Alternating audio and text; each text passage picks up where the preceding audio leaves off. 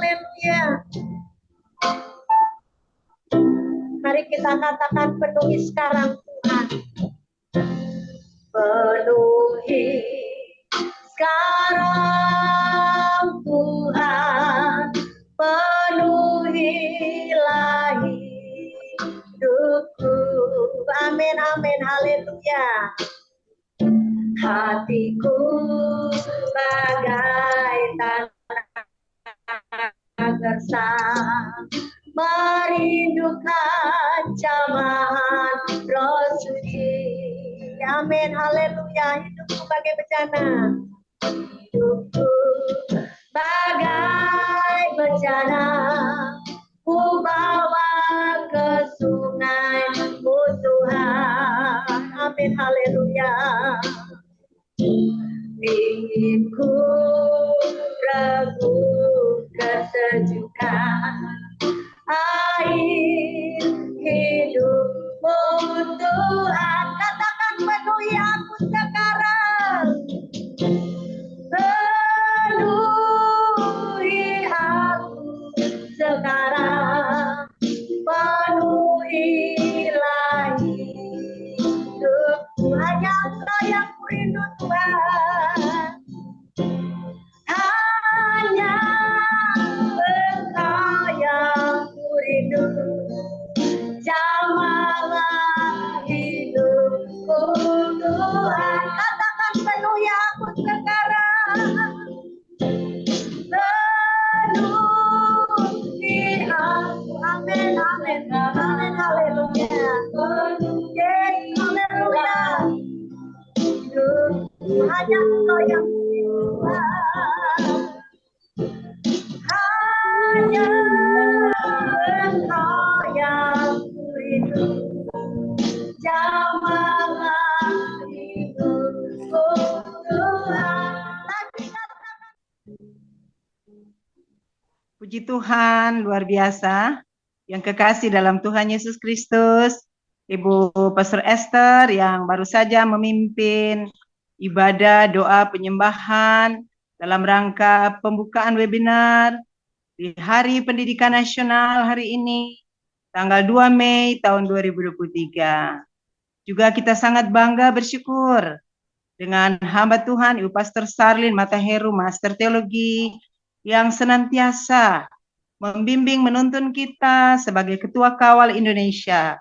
Dan kita juga sangat bersukacita karena hamba Tuhan Ibu Penatua, Ibu Dr. Koni Lombandrawung, yang sudah siap untuk menyampaikan apa maksud Tuhan dalam rangka kita memperingati Hari Pendidikan Nasional. Tentu kita sangat bangga wanita-wanitanya Allah seluruh Indonesia. Karena pada hari ini di tanah air diingatkan melalui tema bergerak bersama, semarakkan merdeka belajar. Dan subtema adalah peran wanita dalam mencerdaskan generasi bangsa. Kita bersyukur karena Ibu Dr. Koni Lombandrawung sebagai penatua dan juga sudah disampaikan oleh hamba Tuhan Ibu Pastor Sarlin bahwa Dr. Koni Lombandrawung saat ini luar biasa setelah selesai program S3, Tuhan sudah siapkan tempat untuk berkarya di Unima sebagai dosen Universitas Manado yang berkedudukan di Kota Tondano, ibu kota Minahasa. Juga tidak asing lagi karena Ibu Dr. Koni Lombandrawung adalah salah satu penasihat kawal Sulawesi Utara, juga pernah Tuhan pakai menjadi ketua tim penggerak PKK Kota Bitung, Bunda PAUD, dan masih banyak lagi. Olehnya pada kesempatan ini kami dengan penuh kerendahan hati memberi kesempatan kepada Dr. Ibu Koni Lombandrawung. Kami persilakan untuk menyampaikan materi. Terima kasih. Shalom. Shalom, shalom. Shalom. Shalom. Apa kabar wanitanya Allah? Luar biasa. Yang saya hormati, saya banggakan Pastor Sarlin Mateheru MTH, ya founder Kawal Indonesia yang sudah memberi dampak luar biasa. Kemudian saya hormati, saya banggakan Pastor Dr. Esther yang juga sudah membuka acara kita, berdoa untuk kita semua, dan Ibu Dr. Nandamike Sangian Penatua, MSI, yang sudah menjadi moderator. Izinkan saya untuk sharing, jadi sebenarnya bukan karena saya pintar, tetapi karena saya sudah berkomitmen dengan Kawal, bahwa jika dibutuhkan, karena sebagai penasehat Kawal di Sulawesi Utara, harus benar-benar memberi diri. Pasti saya jika diminta akan terus bersedia dengan penuh sukacita dan menjadi kebanggaan bagi saya karena luar biasa dampak wanitanya Allah yang akan kita berikan dan sedang kita berikan untuk Indonesia melalui kita, wanitanya Allah, melalui keluarga kita, dan di mana saja kita pergi dan berada. Jadi mungkin saya bisa share screen ya, Pastor. Iya, Ibu silakan. Iya.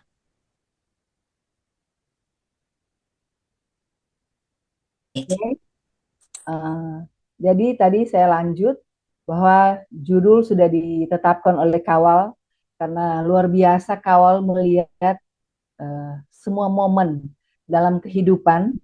Setiap bulan rasanya tidak ada yang terlewatkan untuk momen memperingati apapun sebagai penanda bahwa kita sedang ada dalam dunia yang sedang bergerak pesat maju dan semua tidak lepas dari mata Kawal Indonesia, terutama dengan motor Pastor Sarlin untuk luar biasa. Tepuk tangan dulu untuk Kawal Indonesia. Ya. Jadi saya lanjut dengan adanya momen-momen yang disampaikan oleh Kawal Indonesia, saya sangat mengapresiasi untuk kesempatan-kesempatan yang diberikan kepada siapa saja untuk memberikan materi, berbagi, sharing, apapun. Semua selalu dihubungkan dengan event-event khusus yang ada di Indonesia ataupun internasional. Sama seperti Hari Pendidikan Nasional ini, tidak lepas dari pengamatan dan upaya-upaya Kawal bagaimana kita sebagai bagian dari masyarakat untuk berpartisipasi aktif dalam rangka Hari Pendidikan Nasional. Dan dikhususkan untuk webinar kita pada saat ini. Oleh sebab itu, saya mengucapkan banyak terima kasih untuk kesempatan yang diberikan oleh Pastor Sarlin. Pastor Sarlin, terima kasih untuk wanitanya Allah yang luar biasa, memberikan kesempatan bagi saya untuk dapat sharing. Saya tidak bilang untuk saya menggurui atau mengajar, bukan. Karena pasti wanitanya Allah punya segudang berkat Tuhan, punya keistimewaan masing-masing, sehingga kita akan belajar bersama pada saat ini. Saat ini saya diberi judul atau tema bergerak bersama semarakkan Merdeka Belajar. Memang Merdeka Belajar ini adalah tema ini adalah tema yang disampaikan oleh Kementerian Pendidikan, ya, Dikbud Republik Indonesia, sehingga Pastor Sarlin sangat jeli ya melihat bahwa kita memang sebagai anggota masyarakat harus bergerak bersama semarakkan apa yang disampaikan oleh pemerintah itu Merdeka Belajar. Kemudian subtema yang diberikan kepada saya adalah peran wanita dalam mencerdaskan generasi bangsa. Wah, luar biasa. Memang ketika berkomunikasi saya sampaikan, aduh Pastor Sarlin luar biasa. Saya karena saking sibuk, saya sebenarnya minta yang kecil aja. Ini besar sekali ya subtema yang diberikan kepada saya, sehingga mungkin bisa dipecah-pecah dalam beberapa pertemuan. Mungkin kapan-kapan bisa sharing lagi.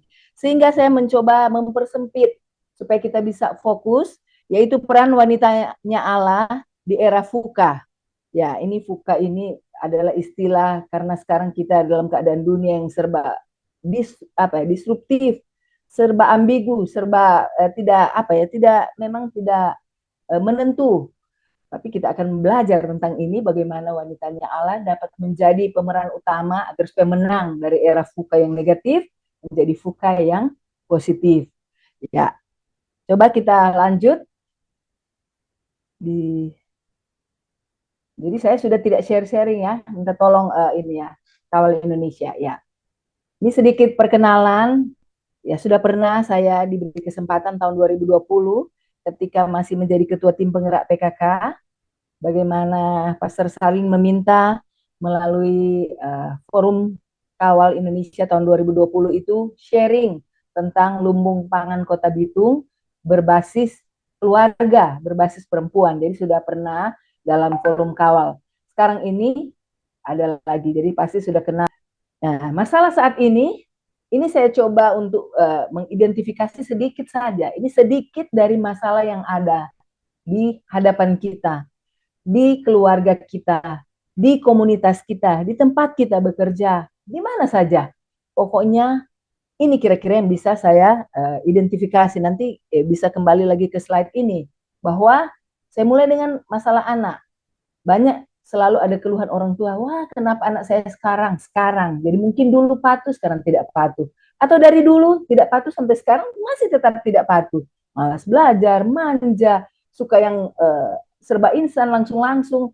Apa yang diminta harus bisa dipenuhi. Kemudian jadi generasi nunduk. Kenapa generasi nunduk? Karena kebanyakan melihat gadget, karena kebanyakan melihat game-game dan lain sebagainya. Kemudian dengan begitu tercipta mager, malas gerak. Karena sudah kecanduan gadget, yang paling asik bagi mereka adalah kembali lagi ke gadget. Nah, itu menimbulkan jadi generasi lembek. Kalau Renat Kasali sampaikan itu generasi strawberry, lembek. Pokoknya apa-apa serba gampang menyerah. Kemudian sulit beradaptasi. Padahal di era sekarang ini, era transformasi digital, bagaimana kita dapat beradaptasi, kita tidak akan terlindas. Kemudian lebih bahaya lagi ketika anak-anak kita membuka gadget, dia akan terpapar, bukan tidak mungkin, dia akan terpapar intoleran. Sebenarnya kalau di Kristen itu jarang terjadi, tapi di yang lain-lain. Kemudian dengan membuka gadget juga mereka kecanduan pornografi, akhirnya mengalami kekerasan dan lain sebagainya. Kemudian di samping ini adalah masalah yang saat ini orang tua hadapi, yaitu hubungan kurang harmonis di keluarga seperti apa, sibuk, kemudian kurang perhatian pada anak, di dalam keluarga nyata atau tidak nyata adanya KDRT, kekerasan dalam rumah tangga, baik itu kekerasan fisik, ekonomi, dan lain-lain sebagainya. Kemudian sama, sulit beradaptasi. Zaman sudah maju, mereka masih zaman angkatan babe gua katanya. Kemudian sudah maju, jadi kecanduan gadget. Dan lain-lain sebagainya yang hampir sama dengan masalah pada anak. Dilanjut, nah sekarang kita ada di masa ini. Kalau kita tidak melakukan sesuatu, kita akan terlambat. Nah, salah siapa kalau kita terlambat? Padahal pendidikan itu, lanjut saja di slide-nya, padahal pendidikan itu, lanjut, adalah tanggung jawab kita semua. Ada yang bilang, pendidikan itu adalah tanggung jawab orang sekampung, orang se-Indonesia. Benar itu. Karena kita sudah diberi bingkai-bingkai. Tanggung jawab pemerintah adalah pendidikan formal, ada dari tingkat fondasi, SD, TK, PAUD, TK, SD, SMP, dan seterusnya, itu formal. Kalau di masyarakat ada non formal, ada kursus-kursus dan pendidikan di masyarakat. Tetapi yang penting yang saya mau soroti di sini adalah pendidikan informal di keluarga. Karena saya selalu ingat Pastor sering disampaikan, keluarga itu adalah fondasi. Keluarga dalam pendidikan, keluarga adalah pendidikan yang pertama dan terutama. Jadi jangan kita mengabaikan keluarga. Lanjut, di keluarga ini ada siapa di situ? Ada kita, ada wanitanya Allah, wanita mulia. Ya, saya ini Berarti yang di-share tadi yang belum di apa ya, belum di PDF-kan tidak apa-apa. Betapa wanita punya peran yang luar biasa. Sejak dia diciptakan, saya tidak mau sampaikan di sini mengulas tentang apa itu wanita dan semuanya. Kita lihat saja bagaimana peran wanita atau perempuan yang diciptakan oleh Allah itu. Paling tidak ada 5 panca atau dharma wanita. Dharma itu memberikan pengabdian. Dia sebagai wanita itu diciptakan oleh Allah, istri pendamping suami, kemudian ibu rumah tangga, penerus keturunan, dan pendidik anak, kemudian pencari nafkah tambahan, warga negara, dan anggota masyarakat. Baru yang diakui saja sudah seperti ini tugas dari perempuan atau wanita itu sendiri. Nah, bagaimana ini wanita bisa memberi diri untuk apa ya? Kalau di judul kita adalah untuk mencerdaskan generasi bangsa. Nah, ini lewat saja ini tentang arti perempuan dan wanita. Coba ya bisa ambil ya nanti. Sering kita bingung, kenapa wanita atau perempuan itu sama saja? Karena semua ada apa ya? Di situ bahwa dia terhormat, sama terhormat, bahwa dia mampu mengatur segalanya itu luar biasanya wanita atau perempuan sama saja. Lanjut. Kalau kita lihat di ranah pendidikan, 3 ranah pendidikan itu baik di formal, non formal, dan terutama di informal, wanita itu ada di semua ranah. Kemudian ada di semua waktu. Waktu masa lalu, masa sekarang, dan masa yang akan datang. Kalau masa sekarang, masa yang lalu, nanti kita akan bahas tentang wanitanya Allah yang terdapat di dalam Alkitab. Nah, mungkin ada Esther, ada Ruth, ada Deborah, ada nabi-nabi yang lain, kemudian ada banyak sekali wanitanya Allah yang berperan. Itu ada di buku Pastor Sarlin yang pertama. Semua harus wajib miliki itu. Saya juga mau memesan lagi ya. Sudah cetak ulang, Pastor? Iya, sudah siap pesannya Ibu, sudah siap. Ya, itu ya yang dipilih ya. Itu yang dipilih ya. Iya, siap. Ya, oke. Ya. Nanti buku-buku yang lain juga akan kita sosialisasikan ya. Bagus sekali semuanya. Amin. Jadi kembali ke laptop, bahwa wanita itu, posisi wanita ada di semua ranah, ada di semua waktu. Zaman dulu, ketika zaman Alkitab, memang saya harus menyampaikan bahwa kita harus membaca Alkitab dengan mata baru. Mungkin ya yang kita semua sudah tahu ya, bagaimana bukan sekedar membaca saja, tapi mengaplikasikan dengan keadaan saat ini. Jadi wanita itu ada di segala ranah, ada di segala waktu, dan ada di segala tempat. Ya, kita tentu akan mengakui bersama bahwa ini benar ya, bahwa wanita itu ada di semua ini. Lanjut, karena wanita itu, kalau wanita itu siap berperan, berarti apa? Dia harus mempersiapkan diri. Kalau di pertemuan yang lalu ketika saya sampaikan bahwa bagaimana perempuan itu siap dulu dengan dirinya sendiri. Bagaimana perempuan itu sehat, bagaimana perempuan itu terbuka, bagaimana perempuan itu bisa menyiapkan dirinya untuk mendidik anak-anaknya. Jadi mungkin saya sampaikan bahwa yang sudah berkeluarga, tapi juga bukan tidak mungkin bagi yang belum berkeluarga, karena pasti kemungkinan dia punya ponakan. Kalau sudah oma-oma seperti saya, mungkin dia punya cucu.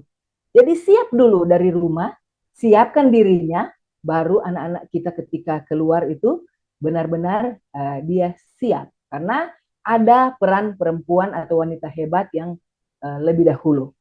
Nah, wanita di masa lalu, saya sampaikan tadi, wanita dalam Alkitab, bukan ranah saya, nanti Pastor Salim yang akan menyampaikannya.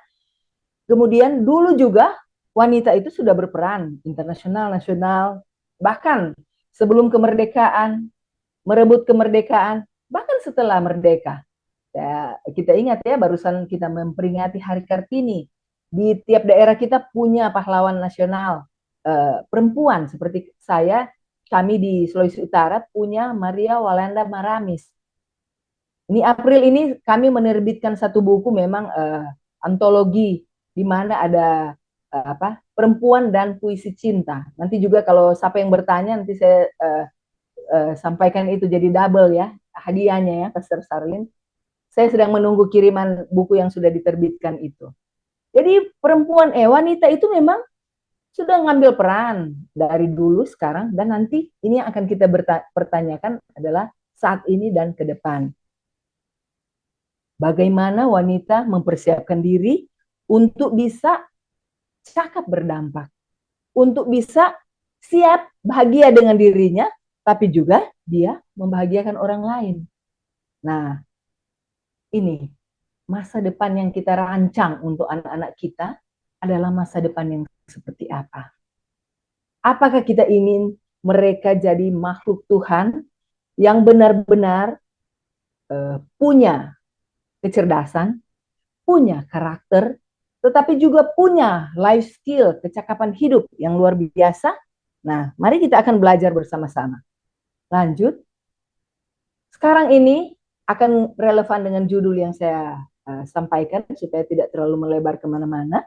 Adalah keadaan saat ini yang dikatakan fukah. Apa itu fukah? Coba kita lihat, ini teori ya, makanya kita cepat saja.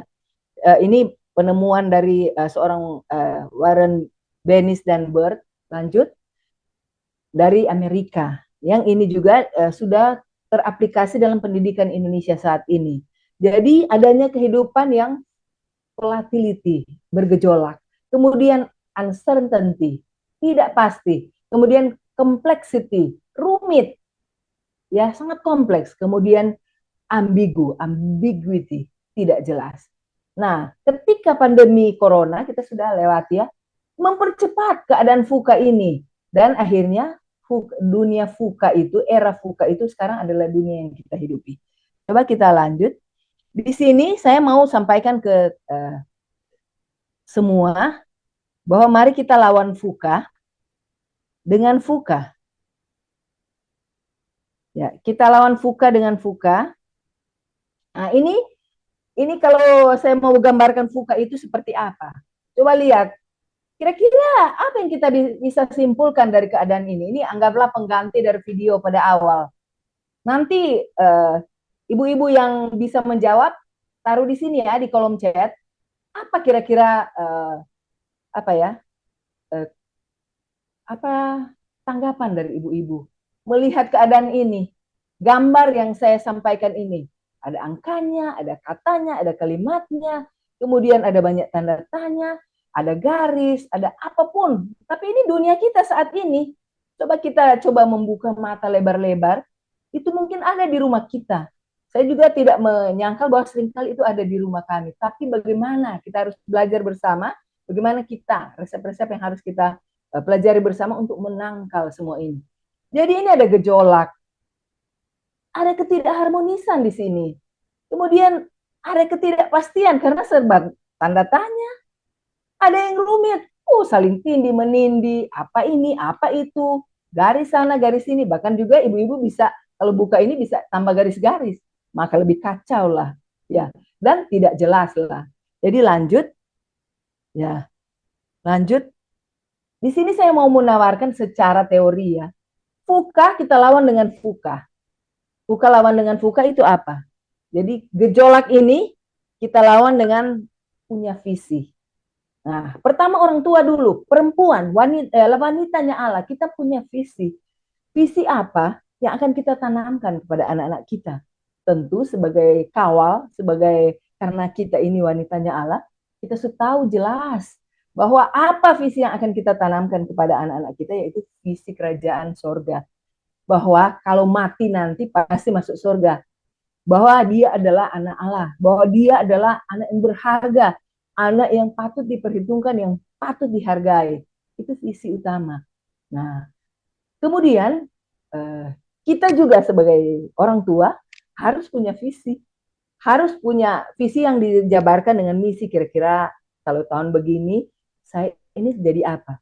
Contoh, waktu lalu, 20 tahun lalu, apakah kita pernah berpikir bahwa kita akan pakai gadget seperti ini untuk bertemu? Tidak pernah terfikirkan. Apalagi di era 4.0, ini kata generasi 4.0, bahkan kita belum stabil di generasi 4.0, Jepang sudah memperkenalkan dari 2019 5.0. Di Jepang itu pakai apa ya? Orang, hati-hati ketemu orang di Jepang. Bisa saja itu adalah robot. Karena memang sudah terbuka seperti itu. Ya, di sana makin individualistik. Mereka menciptakan robot, kalau laki-laki dia ciptakan perempuan. Kalau perempuan diciptakan laki-laki. Kemudian kalau satu keluarga mereka ciptakan robot, kemudian disuruh, baik itu untuk pekerjaan domestik, cuci-cuci, apa, memasak, pokoknya apa yang bisa diprogram di komputer. Tapi intinya adalah apa? AI ini, artificial intelligence ini, adalah kecerdasan buatan yang ditaruh di robot, dan robot itu mau dikatakan A, B, C, apapun yang pemiliknya sampaikan, dia akan terima. Jadi tidak seperti kita. Misalnya asisten rumah tangga kita, tolong dong ambilkan ini. Berut, aduh, kemanyolnya saya ini luar biasa, suruh-suruh saya. Tapi kalau AI atau robot itu, dia tidak akan pernah mengeluh. Dan servisnya itu adalah servis wahid kelas nomor 1. Jadi apapun yang kita bilang, tolong buatkan masakan. Di programnya sudah ada masakan yang kegemaran kita yang paling enak. Tolong tuliskan buku, ada kecerdasan itu. Tolong suruh ini, ambil ini. Sehingga ada film-film yang menggambarkan bagaimana robot berseliweran, sudah tidak jelas mana yang robot, mana yang orang asli.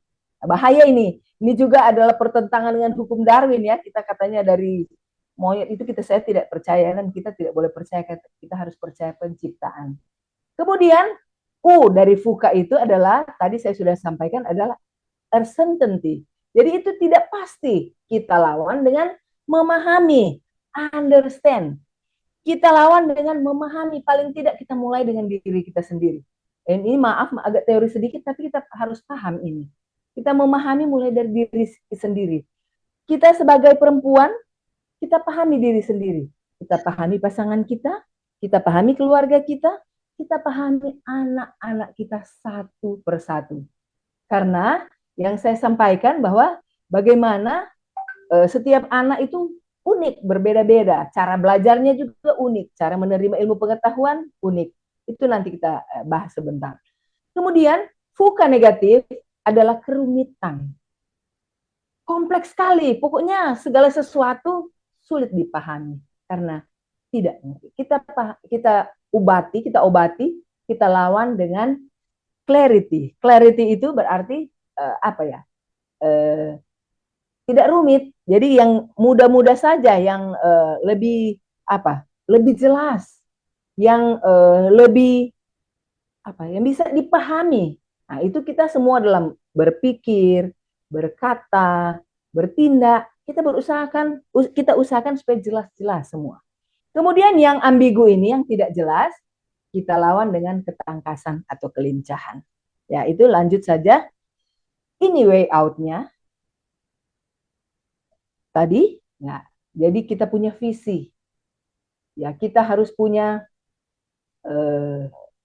dalam visi itu kita jabarkan kita punya misi. Kalau kita bercita-cita ini, kita tulis, oh saya ingin menjadi seperti ini. Keluarga saya seperti ini. Anak-anak saya jadi seperti ini. Berarti kita harus punya misi. Apa tindakan kita agar supaya tujuan kita tercapai. Nah, itu kita taruh dalam tujuan. Kemudian kalau tujuan kita tahun 2000, misalnya 10 tahun depan, anak saya atas kemurahan Tuhan akan menjadi seperti ini. Kita punya target, ya kita atur seperti itu. Jadi itu untuk menghadapi VUCA ya, VUCA yang negatif kita taruh, kita lawan dengan VUCA yang positif. Kemudian understanding, untuk melawan ketidak-understanding, untuk melawan ketidakpastian yang uncertainty. Ya, memang ini kata-kata yang tidak pasti, pokoknya lawan dengan pahami kondisi yang ada.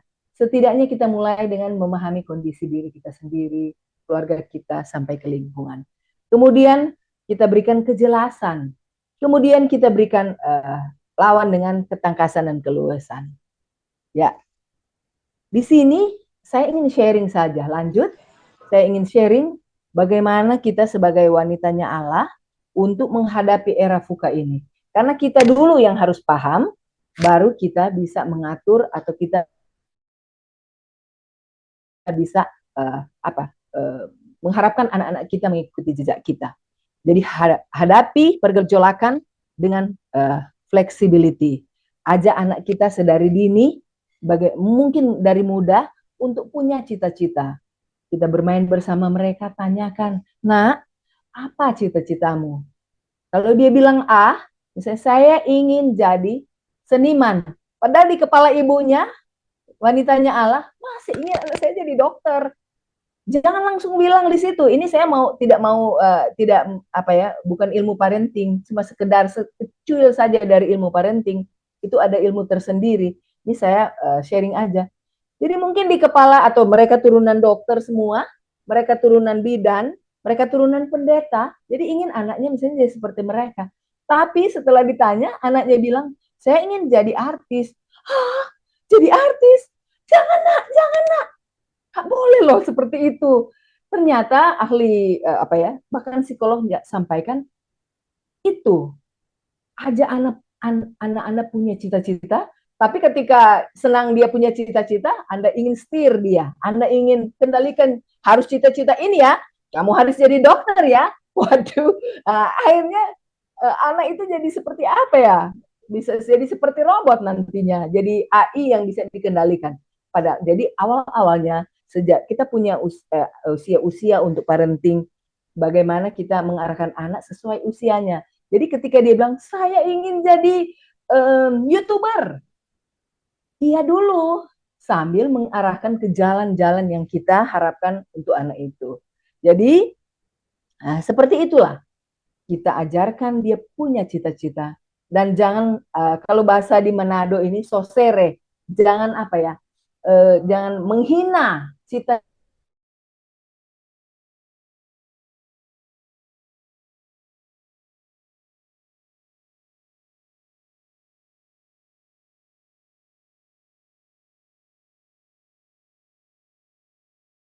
Jadi mungkin dia ingin jadi artis karena dia memang suka musik atau dan lain-lain sebagainya. Lanjut, beralih dari ketidakpastian, lanjut ya, ke memahami. Jadi memahami diri sendiri. Ajarkan kepada anak, latih anak sedini mungkin untuk memahami situasi. Mungkin situasi dan kondisi dari rumah. Bahwa kita ini perkenalkan tentang anggota tubuhnya dulu ketika masih usia-usia muda, balita, kemudian anak-anak kecil, remaja, kemudian tahu tentang kondisi keluarganya, kenal dengan keluarganya, kemudian di lingkungan yang lebih lebar lagi, luas lagi, tahu dia tinggal di mana, sekolah di mana, kemudian bagaimana dia memahami diri sendiri, bagaimana dia memahami keluarganya, sekolahnya, komunitasnya, dan lingkungannya. Akan lebih melebar lagi ketika kita sudah letakkan dasar, dia mulai dengan memahami diri sendiri. Kemudian ketiga adalah belajar memahami kerumitan dengan kejelasan. Nah, ajar anak berpikir dan bertindak dengan jelas. Keempat adalah belajar untuk atasi ambigu itu, yaitu bagaimana kelincahan dari orang tua mengajarkan kepada anak. Kalau misalnya ada yang bilang, apa definisi dari manusia? Atau misalnya, oh itu film seri. Bukan, itu film ini. Jadi bagaimana kesimpang siuran, ada dua pendapat dalam satu hal, kita atasi dengan sangat bijaksana.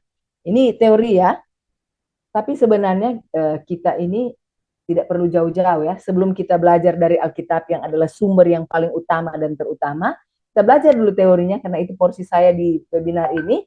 Lanjut, kita jangan bisa lihat bahwa pendidikan Indonesia, kan kita dalam rangka Hari Pendidikan Indonesia ya, pendidikan nasional, bahwa Ki Hajar Dewantara sudah menyampaikan bahwa saya punya 3 konsep pendidikan untuk anak Indonesia, untuk kita semua, pendidikan sepanjang masa, bahwa ini tidak akan luntur oleh zaman, adalah bagaimana kita berubah dan kita menyesuaikan diri. Yaitu 3 ini kalau di Jogja tahu benar ya. Ing ing tut, Ya, semua, apalagi di Jawa, Pastor Salin atau tokoh pendidikan lainnya pasti tahu. Ketika kita ada di depan, ini maksudnya orang tua. Ketika kita ada di depan, kita memberikan contoh. Karena anak-anak masih kecil biasanya manut pada kita. Kita berikan contoh, kita berikan teladan. Ketika kita ada di tengah, kita memberikan semangat. Ini memang satu pokok bahasan juga ini yang panjang. Dan ketika kita ada di belakang, kita mendorong. Mungkin untuk anak-anak usia-usia tertentu, kita patut terapkan ini. Tapi bukan juga cuma di Indonesia, kita punya juga pilar pendidikan yang disampaikan oleh UNESCO, lanjut, yaitu bagaimana kita mengajarkan kepada anak generasi keturunan kita adalah 4 pilar pendidikan yang menyangkut sendi dasar kehidupan untuk belajar. Pilar, namanya pilar, sama seperti meja. Ada 4 kaki meja. Ketika hanya 3 kaki meja, dia tidak stabil. Sehingga hasil penelitian, dapatlah 4 pilar pendidikan yang dikeluarkan oleh UNESCO ini, yang memang jarang orang mungkin angkat ke permukaan, tapi ini sangat penting bagaimana 4 pilar belajar ini kita bisa terapkan ke anak-anak kita. Mungkin ketika dia masih kecil, ketika dia masih harus tahu, kita belajar untuk learning to know, kemudian learning to do, belajar untuk melakukan sesuatu, menerapkan apa yang sudah kita pelajari. Kemudian learning to be, bagaimana kita menjadi sesuatu, itu menyangkut cita-cita juga dan visi ya. Kemudian learning to live together. Nah, ini juga hidup berdampingan, toleran, itu ya semua. Saya memang supaya tidak banyak waktu yang terbuang di sini. Nah, ini ada beberapa tips, yaitu mempersiapkan generasi bangsa untuk menghadapi era VUCA. Lanjut, ada 3 kompetensi besar di abad 21 ini, ada penulis yang menyampaikan, wow, ini berarti bukan yang PDF yang saya berikan ya, aduh, iya, minta maaf ya, itu juga kalau memang, tapi mudah-mudahan bisa dipahami bahwa kompetensi berpikir, yang 3 ini yaitu kompetensi berpikir, kemudian kompetensi untuk bertindak, dan kompetensi untuk hidup. Jadi life skill, lewat saja karena tidak beraturan, nanti saya bagikan ya. Tidak beraturan ya di situ ya, oke. Nah, tipsnya saya mau sampaikan bahwa kita tidak perlu panik. Kita sama sekali tidak perlu panik. Karena apa? Di mana anak-anak itu ada, kita dampingi. Pada zaman apapun anak itu hidup, selama ada orang tua yang luar biasa, selama ada wanitanya Allah yang luar biasa, kita tidak perlu panik. Karena ketika kita ada, kita ajarkan nilai-nilai moral, agama kita basis kasih Kristus, bagaimana itu kita bekalkan ke dia, orang tua tidak perlu panik. Aduh, takut anak saya nanti ke depan jadi apa? Oh, misalnya di luar negeri sekarang sudah banyak homo, lesbian, dan LGBT. Tidak usah takut. Kita persiapkan, kita lawan semua itu. Ya, dengan cara apa? Tentu pertama adalah sehat dulu, lahir dan batin. Sehingga menurut Kementerian Kesehatan, bahwa kita harus berikan asupan nutrisi seimbang dengan pola hidup cerdik. Ini bukan cuma berlaku untuk anak-anak, berlaku juga untuk kita. Ini yang disampaikan oleh Kementerian Kesehatan, bagaimana kita cerdik. Cerdik itu adalah singkatan, bukan akronim, singkatan, yaitu C. C-nya adalah cek kesehatan secara berkala. Jadi, aduh saya takut cek, nanti kalau ketemu sakit bagaimana? Justru cek supaya kita tahu dan kita mengantisipasi.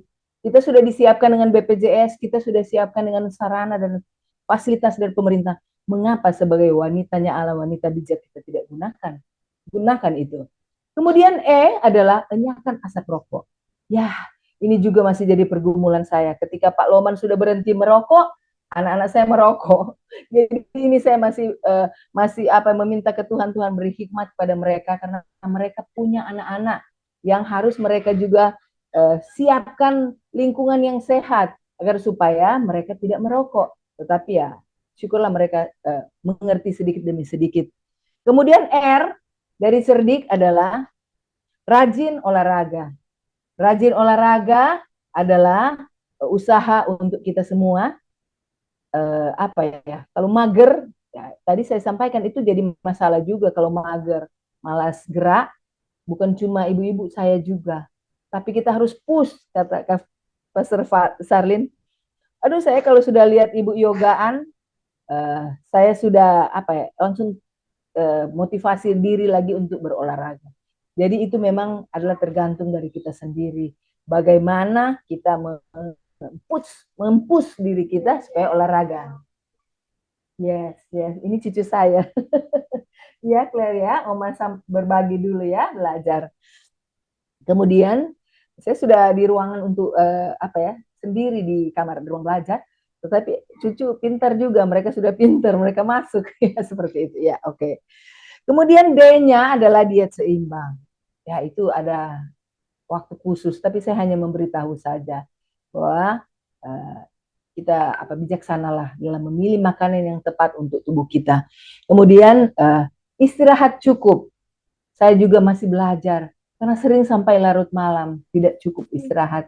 Padahal wanitanya Allah itu harus istirahat cukup untuk bisa menghadapi besok harinya harus seperti apa. Kemudian kelola stres yang terakhir. Paling banyak itu yang masih semua usahakan. Tapi saya yakin dan percaya wanitanya Allah bisa kelola stres. Nah, saya berbagi yang berikutnya adalah lanjut. Bagaimana kecerdasan setiap anak atau setiap manusia adalah cara mereka belajar. Jadi tidak sembarangan ya ibu-ibu. Kita tidak pernah, mungkin waktu saya juga introspeksi ke belakang, bagaimana kita dulu waktu menikah, apakah kita pernah belajar untuk menjadi orang tua? Belum, tidak ada ya, tidak ada. Tidak ada. Tidak ada yang bocor-bocor. Ibu Anoni, mungkin ditutup ya. Unmute dulu. Ya. Ibu Anoni. Ya. Dulu ketika kita mulai berumah tangga, apakah kita pernah harus bekalkan diri dulu dengan menjadi orang tua seperti apa? Menjadi ilmu berkeluarga seperti apa? Sepertinya tidak ada seperti itu. Akhirnya kalau orang yang pesimis, ya kita trial and error saja. Pokoknya apa yang mau jadi, jadilah. Tapi kalau kita keluarga Kristen, tidak ada seperti itu. Ketika kita Tuhan sudah persatukan dalam satu keluarga, pasti kita akan belajar seiring dengan waktu dalam keluarga kita. Nah, ini saya mau sharing tentang 8 kecerdasan manusia. Bukan cuma berarti karena anak adalah manusia, berarti juga ini berlaku untuk anak. Jadi ibu-ibu, wanitanya Allah, ketika kita melihat anak, kita juga harus berpedoman pada 8 kecerdasan manusia ini. Bagaimana kita menangani, menghandle anak kita dengan mencari tahu dulu anak kita cara belajarnya seperti apa. Seringkali kita sampaikan, hey, diam ya, kesana kemari. Itu pertama sudah melukai hati anak. Padahal anak ini cara belajarnya adalah kinestetik. Apa yang Anda sampaikan dia tangkap itu, dia belajar itu, tapi dia memang tidak bisa diam. Atau misalnya, aduh coret-coret dinding, coret meja. Siapa ibu-ibu di sini yang di rumahnya itu sampai dinding itu kena coret-coret anak atau cucu kita? Siapa? Hampir semua ya.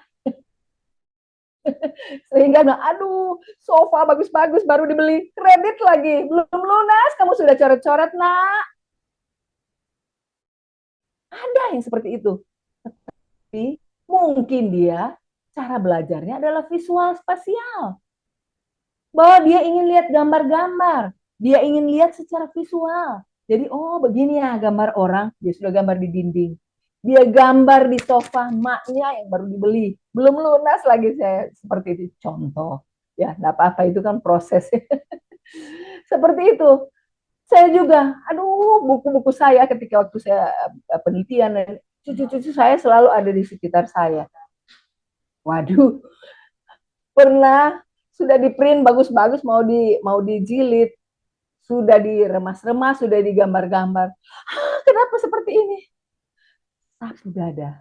Karena anak-anak, ya dalam hal ini cucu saya sedang belajar. Jadi kita orang tua mesti arif dan bijaksana untuk melihat bahwa mungkin cara anak kita, cara cucu kita belajar dengan kecerdasan seperti apa, gaya belajar anak seperti apa. Ini memang harus kita pelajari. Nanti ada juga saya mau sharing buku kecil tentang 8 kecerdasan manusia yang saya tulis sederhana untuk wanitanya Allah. Lanjut dulu. Nah, jadi tadi itu supaya kita tahu semua bahwa ada visual, suka gambar, suka video, suka lukisan, ada kinestetik, suka bergerak, tapi sambil belajar. Kemudian yang anak-anak misalnya guru mengeluh, aduh ibu, yang berarti guru ini tidak belajar tentang ilmu untuk psikologi belajar, atau mungkin belajar tapi tidak pikir. Aduh dia itu tidak bisa diam di tempat, ke sana kemari, teman-temannya lagi konsentrasi, dia ke sana kemari. Nah, itu guru yang perlu dipertanyakan, atau orang tua yang perlu dipertanyakan kenapa seperti itu. Kemudian auditori, dia suka belajar sambil mendengarkan musik.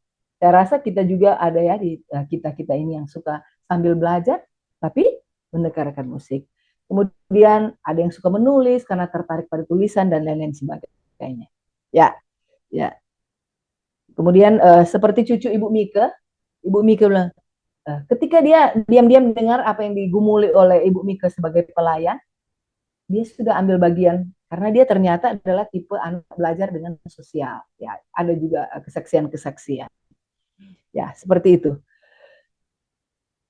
Semua kompetensi ini, semua apa yang saya sampaikan ini, semua cara belajar ini, semua kompetensi berpikir, kompetensi bertindak, dan kompetensi hidup, life skill, ini semua berguna untuk diri kita sendiri, untuk anak, untuk orang tua, untuk keluarga dan masyarakat. Lanjut. Ya, lanjut. Saya mau sharing 5 bahasa kasih. Bagaimana kita dapat berlaku pada anak yang harus kita pegang dalam kita mewujudkan kasih kita kepada anak-anak kita. Yaitu bahasa kasih yang pertama adalah sentuhan fisik. Saya juga punya buku kecil tentang ini. Nanti bisa share melalui WhatsApp kawal grup supaya lebih lebih bisa dipelajari lebih lanjut. Mungkin ibu-ibu sudah tahu, tetapi kalau ada yang mau membutuhkan saya bisa share, Pastor.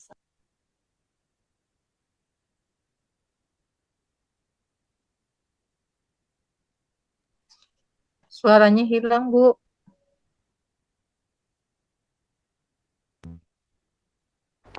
Ya, ada ini? Sudah, Ada ini? sudah Ya. Ibu. Terima kasih. Ya. Sentuhan fisik. Yang pertama adalah sentuhan fisik. Bagaimana setiap hari kita mendampingi anak ketika bertemu, karena kita sibuk dengan pekerjaan atau kita sibuk dengan kegiatan kita, hanya misalnya sore hari, mari kita ungkapkan bahasa kasih yang kita miliki.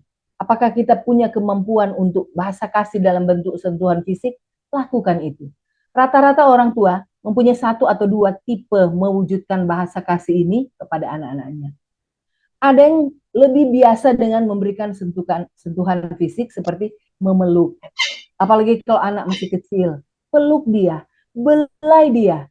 Karena anak itu punya, saya ingat Pastor Sarling menyampaikan, wanitanya Allah, siapkan tabung rohnya. Mari kita isi penuh setiap ada webinar, setiap ada ibadah. Sama seperti anak-anak. Sama seperti kita. Anak maupun dewasa, kita punya tabung, tapi perlu diisi dengan kasih. Setiap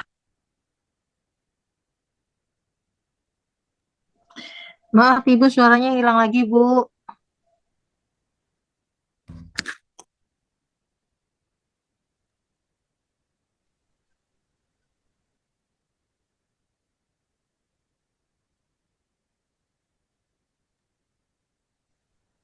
Hilang suaranya.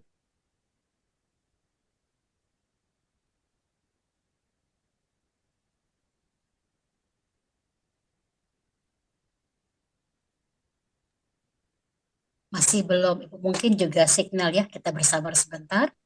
Iya,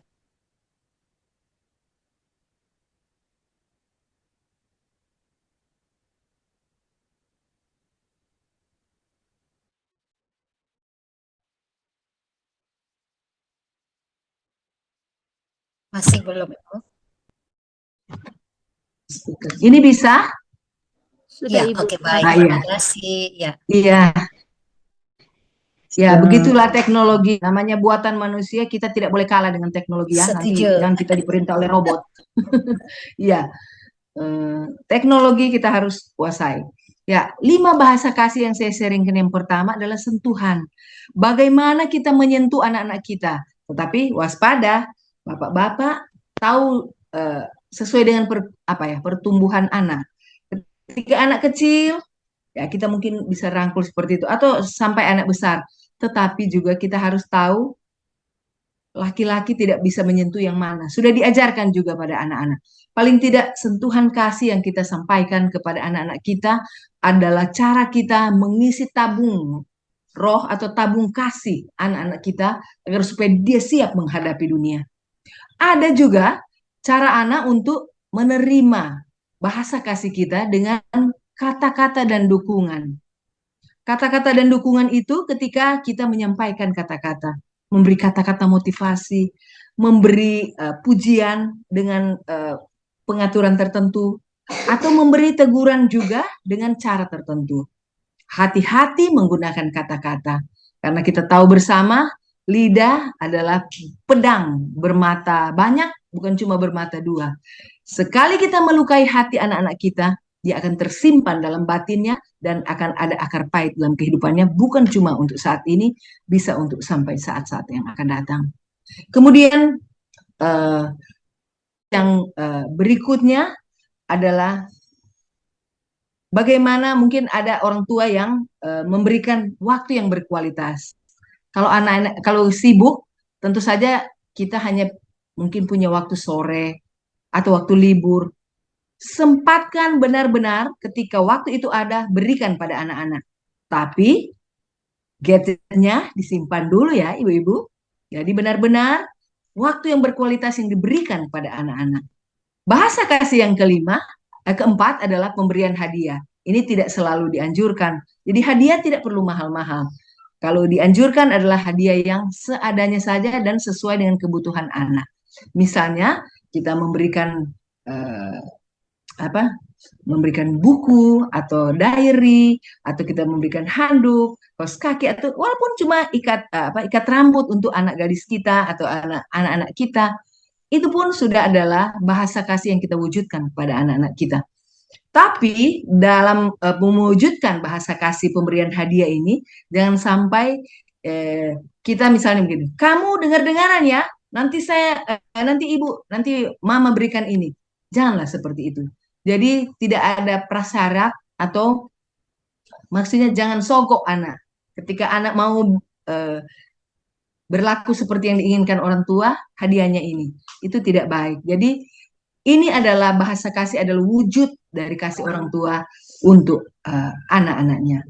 Bahasa kasih yang kelima adalah tindakan pelayanan. Misalnya, oke ya, mama antar atau oma saya, ayo Claire, cucu-cucu Gwen lah, mari oma antar ke sekolah. Papa atau mama bisa lakukan itu. Jadi itu adalah tindakan pelayanan. Dan kalau bisa semua itu dilakukan dengan tulus dan beri kontak mata. Beri kontak mata. Karena jangan misalnya mau memberikan sentuhan fisik seperti misalnya pelukan, tapi apa yang terjadi? Mama lari-lari anak-anak dengan senang. Oke, karena apa? Oke, nak. Seperti itu. Jadi semua itu perlu dengan ketulusan dan kontak mata. Lanjut. Dan yang terakhir ini mungkin ya. Slide terakhir. Semua bisa kita lakukan. Apapun sebagai wanitanya Allah. Yang terpenting adalah terapkan pola asuh anak dengan cinta kasih. berlandaskan kasih Kristus. Nanti Pastor Sarlin yang akan mengupas lebih lanjut tentang ini.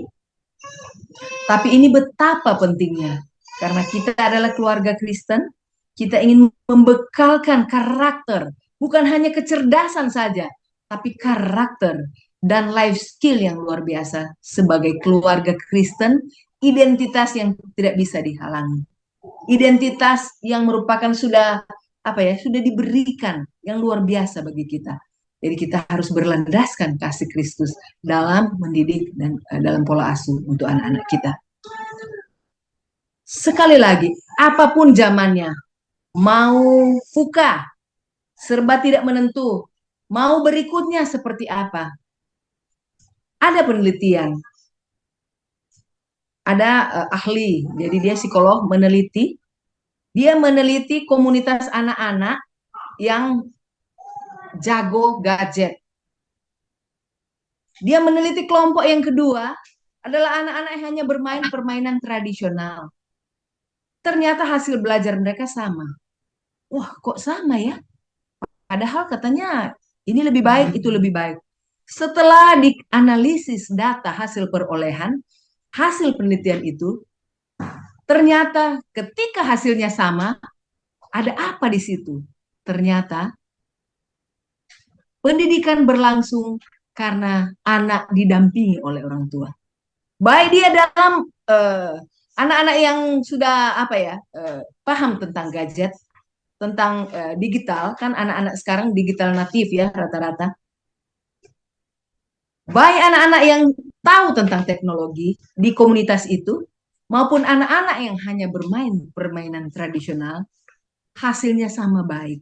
Apa kuncinya? Ternyata orang tua mendampingi. Orang tua ada ketika anak-anak butuh. Ini yang dibutuhkan. Jangan karena berpikir orang tua sibuk, jadi titip ke misalnya pembantu tanpa mengawasi. Padahal kita perlu ada di situ bersama anak-anak. Di mana saja. Anak-anak ada di mana kita cek. Telepon atau kalau sudah besar ya. Jadi intinya bahwa selama orang tua mendampingi anak, dalam saman apapun, maupun saman kuda gigit besi, sampai kuda gigit roti, maksudnya apa? Sekarang kan semua serba instan, ada semua.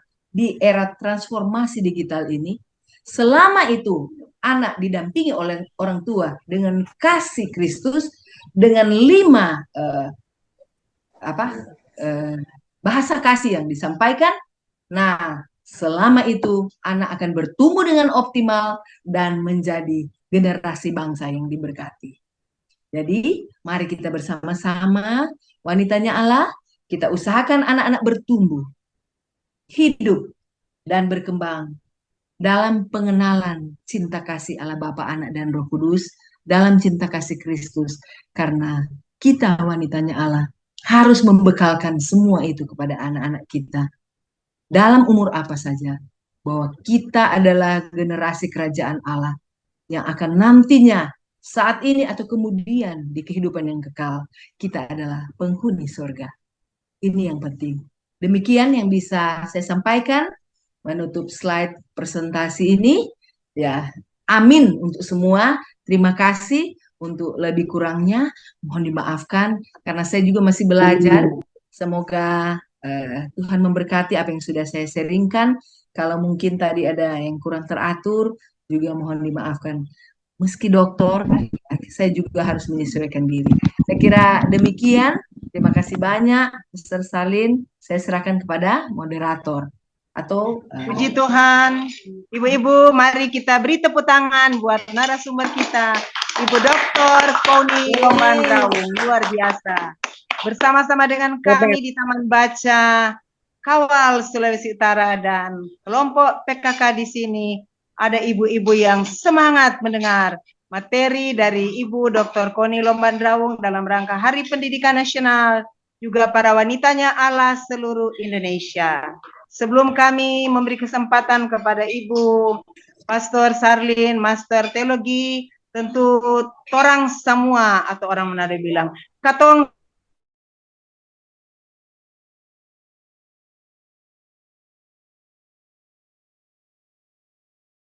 yang kita tidak tahu, hikmat Roh Kudus berbicara kepada Ibu Koni Lombandraung melalui materi di era VUCA, volatility, uncertainty, complexity, ambiguity, dan upaya kita untuk melakukan hal-hal supaya tidak terbawa arus dengan era tersebut.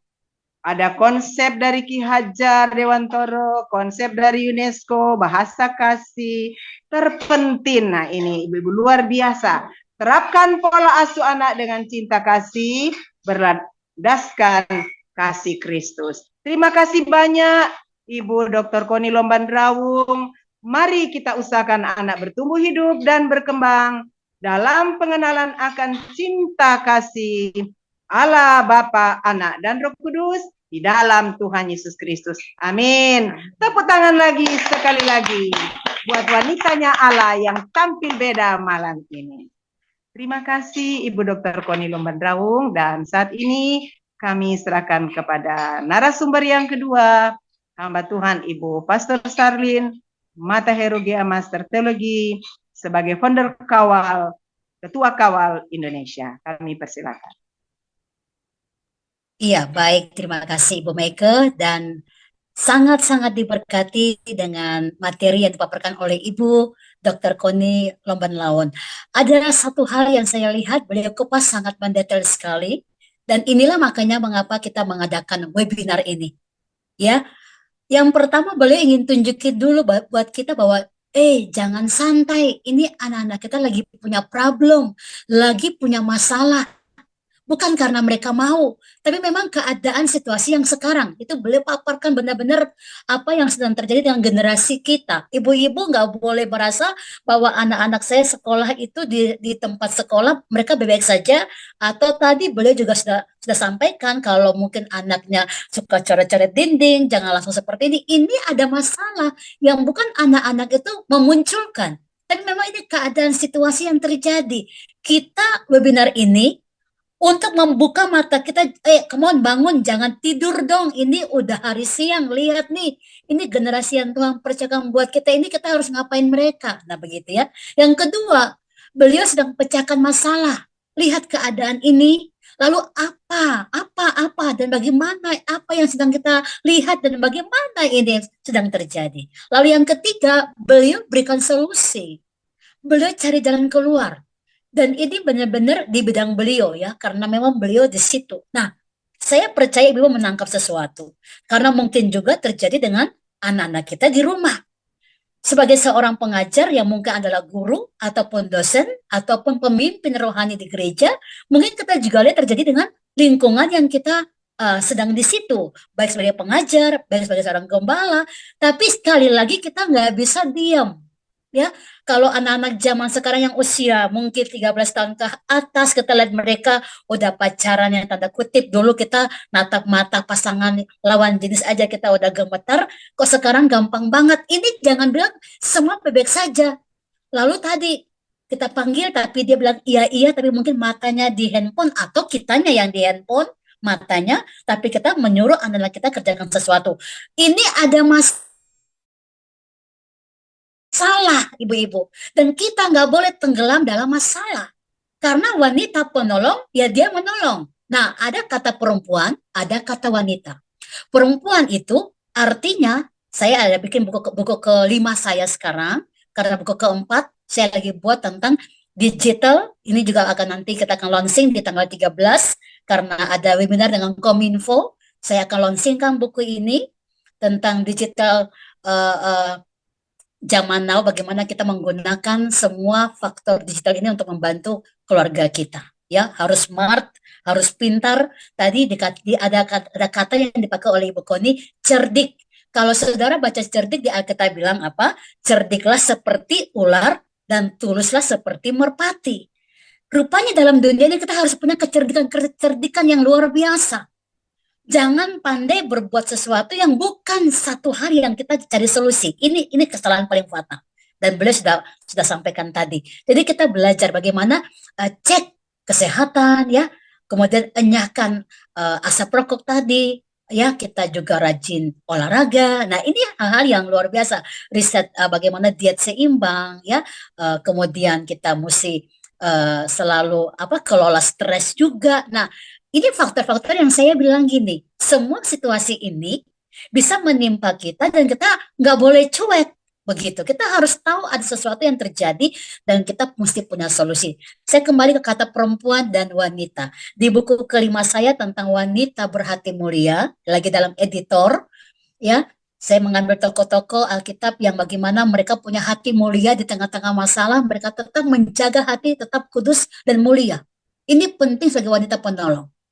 Kita mesti kelola stres. Nggak boleh cepat gampang untuk terpacu dengan masalah yang terjadi. Karena kita penolong. Nah, kata perempuan yang saya tulis itu, perempuan itu adalah yang melahirkan. Ya, wom, melahirkan. Sementara wanita itu adalah perempuan, wanita yang dewasa. Wanita, bahasa Jawa itu wani ditoto, berani ditata, yang punya tingkat kedewasaan yang bisa ditata. Jadi perempuan, wanita itu sebenarnya perempuan yang melahirkan dan wanita yang dewasa. Nah, ini gimana kita bisa memfungsikan? Jangan hanya perempuan ya melahirkan tapi kita nggak punya kedewasaan mental, kedewasaan spiritual, nggak boleh. Wanita, wani ditoto, ini bagian kita. Makanya yang Ibu Koni tadi sudah ceritakan dalam pemaparan ini luar biasa.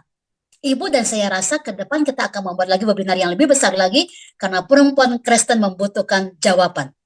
Pelajaran yang Ibu sampaikan ini sangat luar biasa. Dan mari saya kasih tahu, wanita, wani ditoto, ada persoalan masalah, kenyataannya yang kita tahu, kita sendiri kadang-kadang masih pakai perasaan. Dan perasaan itu yang kadang-kadang bikin kita jadi lemah, bukan jadi seorang wanita yang menolong. Tapi kita bahkan jadi perongrong mungkin. Sehingga ada masalah bukan menjadi satu persoalan yang kita bisa pecahkan, tapi malah kita membuat masalah ini menjadi lebih besar seperti bola salju. Kita mesti mengerti. Nah, saya mau sharekan dulu tentang keluarga, peran perempuan. Keluarga itu apa? Lalu peran perempuan dalam Alkitab. Karena ingat yang dipaparkan tadi, kita ini nggak lagi baik-baik saja. Anda mungkin makan enak, tidur nyenyak, tapi ada yang di Amsal katakan, wanita bijak itu dia mengawasi seisi rumahnya. Mengawasi itu adalah apa? Memberikan diri untuk mengawasi anak saya ini bergaul dengan siapa saja, pulang jam berapa, apakah dia di kamar ini, apakah bikin PR, atau dia lagi memang sedang ada punya masalah. Kita mesti punya kepekaan roh lebih kuat daripada perasaan. Nah ini, sementara kenyataan perempuan itu hampir semuanya pakai perasaan dalam mengambil tindakan-tindakan. Dan di akhir zaman ini, kalau Ibu melihat situasi kondisi kemarin beberapa hari yang lalu kita juga merasakan suhu panas di seluruh Indonesia, bahkan bukan cuma Indonesia, tapi di negara, bahkan di India yang paling tertinggi di atas 50 derajat. Saya mau bilang ini bukan cuma fenomena alam, tetapi ini tanda-tanda Tuhan sudah mau datang. Gimana? Kita sedang mengawasi nggak keluarga kita, anak kita, ya? Mereka dengan siapa? Mereka sedang punya masalah apa? Kita punya masalah, bisa nggak kita ngatur stres kita kelola stres kita, atau kita ikut terlibat untuk merusak jati diri kita sendiri dalam Tuhan sebagai seorang penolong. Nah, saya mengatakan bahwa seorang perempuan punya peran penting tentang keluarga. Ya, kita lihat dulu apa arti dari keluarga. Oke, baik.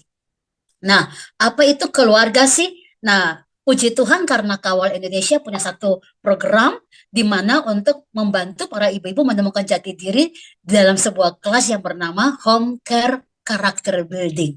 Dari rumah kita belajar membangun karakter. Ada satu kata yang sederhana, terima kasih. Ini kata sederhana.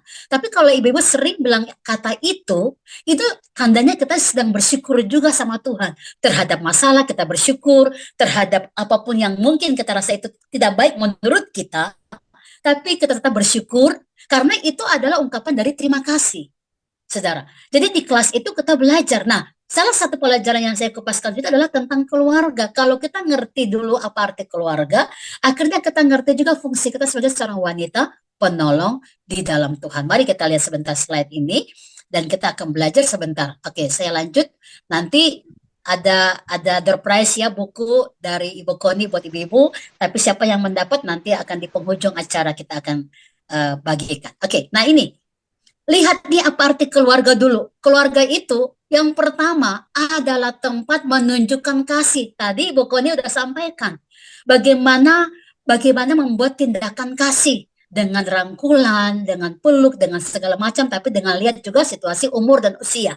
Ya, kalau dalam keluarga, ya sudah nggak ada kasih, anak lebih nyaman kalau dia berteman dengan temannya, karena dia berkata di rumah itu nggak ada lagi kasih, papa mama bertengkar terus, hati-hati.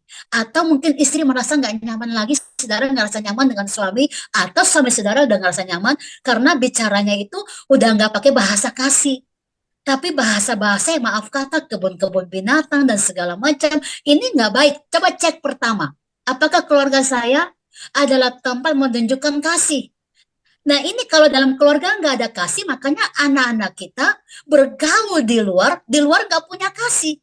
Makanya mereka tambah rusak. Nah ini, makanya mereka, anak-anak kita harus mendapatkan kasih dari rumah tangga kita, keluarga kita. Yang kedua, keluarga adalah tempat memberikan ketenangan yang membuat hati bahagia. Ibu-ibu kalau sampai keluarga itu bukan lagi tempat ketenangan, ya, dan nggak ada lagi. Berapa sering mungkin kita dengar ada yang mengeluh dalam keluarga, aku udah nggak bahagia, aku udah nggak bahagia. Nah ini coba cek and recheck ada apa. Kelolalah satu masalah atau kelolalah keadaan-keadaan yang terjadi, karena keluarga itu adalah tempat untuk merasakan kebahagiaan. Nanti saya akan kupas mengapa bahagia. Ya, nah kemudian kita lihat yang ketiga dulu, sorry. Yang ketiga kita lihat di sini. Keluarga selalu menjadi alasan kita untuk pulang kemanapun kita pergi. Tetapi mungkin anak-anak zaman now, mereka bahkan nggak mau pulang. Mereka lebih nyaman tinggal di teman-teman mereka berhari-hari, bahkan berbulan-bulan. Kalau sampai keluarga bukannya rumah, bukannya tempat untuk pulang lagi. Nah sama kalau kita kemana-mana, hari ini saya lagi di Malang, saya ikut acara dari Malang karena ada pelayanan. Tapi saya akan tetap merindukan pulang ke rumah saya di Jogja. Kenapa? Ya, kita selalu bilang home sweet home, ya kan? Rumah itu adalah istanaku. Nah, begitu. Nah, ini memang betul. Keluarga itu selalu menjadi alasan kita untuk pulang kemanapun kita pergi. Yang keempat, keluarga adalah tempat belajar paling pertama sebelum ke lingkungan masyarakat. Makanya mendidik anak, ya, mungkin anak punya satu problem, ibu-ibu juga akhirnya punya problem, bapak juga punya problem.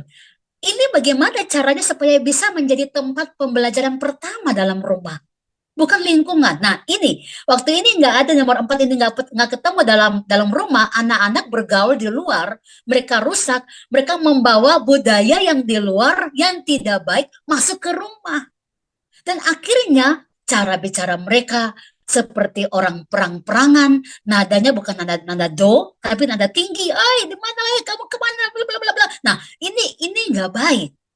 Karena kata-kata yang pedas atau yang terlalu kasar itu bisa merusak jiwa seseorang kalau setiap hari dia dengar ada perbantahan, perkelahian, dan ada emosi-emosi yang tak terkontrol. Jadi ingat, rumah yang keempat adalah keluarga itu tempat belajar paling pertama. Yang kelima, keluarga adalah tempat curahan hati dan juga tempat motivasi yang terbaik.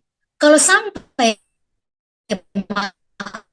ibu-ibu sering curhat ke tetangga, apalagi curhatnya salah, apalagi curhatnya sama orang-orang yang belum bertumbuh dalam Tuhan, ini udah pasti membuat Anda akan tambah bingung. Makanya Mazmur pasal pertama sangat jelas dikatakan, berbahagialah kamu yang tidak berjalan menurut nasihat orang fasik, yang tidak duduk dalam kumpulan orang pencemooh, dan tidak berdiri di jalan orang berdosa. Ada 3 tipe orang yang memang kita harus ngerti kalau mau curhat, jangan salah curhat. Apalagi kalau Anda curhat sama dia juga lagi punya masalah. Tentu dia tidak akan beri solusi buat kita. Tapi kita yang justru terjerumus terhadap solusi-solusi yang merusak diri kita sendiri. Jadi ingat, tempat curahan pertama itu adalah keluarga. Motivasi pertama adalah keluarga. Kalau sampai anak mau curhat, contoh anak-anak remaja, ibu-ibu, cara didik kita anak-anak yang zaman dulu kita dengan anak sekarang itu berbeda. Kalau dulu kita mau cerita sama orang tua, kalau ada cowok yang suka sama kita sungkan, kita nggak enak. Kalau sekarang, anak-anak sekarang, mereka lebih terbuka. Nah, terbuka ini yang kadang-kadang kita kayak shock.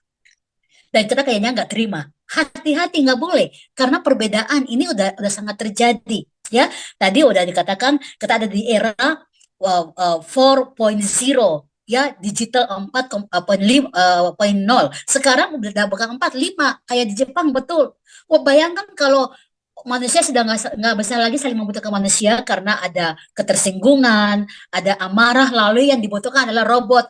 Karena kalau seluruh robot dia nggak marah, masalahnya robot nggak bisa diajak curhat. Ya kan? Jadi kita tetap masih membutuhkan sosial. Nah, tetapi sosial yang seperti apa? Jadi, keluarga adalah tempat curahan hati supaya bisa menjadi tempat motivasi, membangun, mendukung, mensupport, membangun. Nah, hati-hati kalau sampai suami kita juga kayaknya lebih senang kalau pergi curahan di luar, ngomong-ngomong, ngopi-ngopi di luar, tapi dia nggak suka ngomong sama kita. Karena satu kali dia mau ngomong, kita punya 1.000 kata-kata. Nah, ini juga bahaya. Ya, lalu nanti Amsal berkata, lebih baik aku tinggal di suatu rumah daripada tinggal sama seorang perempuan yang cerewet. Jangan sampai terjadi karena salah curhat atau tempat yang bukan jadi tempat motivasi pertama. Yang keenam, kita perlu mengerti dan mengetahui keluarga itu adalah pribadi-pribadi yang saling menerima apa adanya. Ibu-ibu, saya mau bilang, di luar keluargamu tidak bisa menerima engkau apa adanya. Serius, hanya dalam keluarga. Karena memang Tuhan sudah setting seperti itu.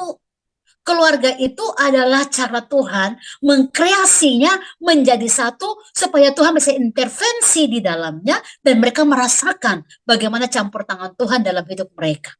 Tetapi kalau sampai keluarga itu nggak saling menerima, ya tadi udah kasih contoh sama Ibu Koni, kalau anaknya itu dia nggak mau jadi dokter, tapi karena kita semua keturunan dokter, kita paksakan anak jadi dokter. Nah ini bahaya, saudara. Ya, nggak bisa seperti itu. Harus menerima apa adanya.